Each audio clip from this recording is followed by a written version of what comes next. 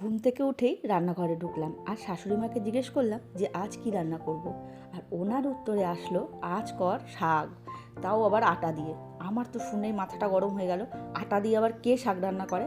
নিজের রান্নাগুলো সবসময় ভালো ভালো করবে আর আমাকে দিয়ে যত রাজ্যের ভুলভাল রান্না করাবে।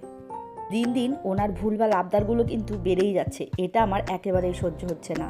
ওনাকে কি কেউ তোমরা নিতে চাও তাহলে কিন্তু নিয়ে যেতে পারো, কিন্তু আমি কিন্তু তাকে একদমই দেব না। কারণ শ্বশুরবাড়িতে আমার একটা মাত্রই বন্ধু আছে, সেটা হচ্ছে আমার শাশুড়ি মা, যার সাথে আমি সব রকম মনের গল্প শেয়ার করতে পারি। তাকে কি দেওয়া যায় এত সহজে, বলো তো তোমরা?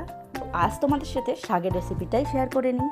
প্রথমে কড়াইতে তেল দিয়ে দিয়েছিলাম কালো জিরে শুকনো লঙ্কা ফোড়ন। তারপর কি দিয়ে দিলাম শাকগুলো দিয়েই নাড়াচাড়া করে দিয়ে দিলাম কাঁচা লঙ্কা আর জল। শাকটা যখন সেদ্ধ হয়ে গেল দিয়ে দিলাম কিছুটা আটা, দিয়ে কি ঘাটাঘুটা করে দিয়ে দিলাম মাছ ভাজা দিয়েই তারপর নাড়াচাড়া করে যখনই দেখলাম থকথকে হয়ে গেছে তখন ওপর দিয়ে ধনেপাতা দিয়ে শাকটাকে নামিয়ে নিলাম।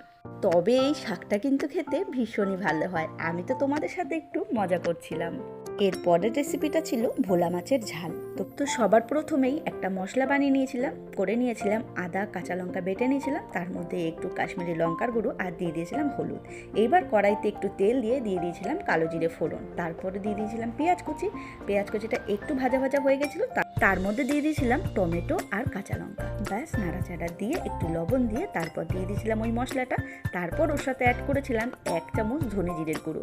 তারপরে কি নাড়াচাড়া করে মশলাটা কষিয়ে জল দিয়ে দিয়েছিলাম। জলটা ফুটে গেল, তারপর আমি দিয়ে দিলাম মাছ ভাজাগুলো।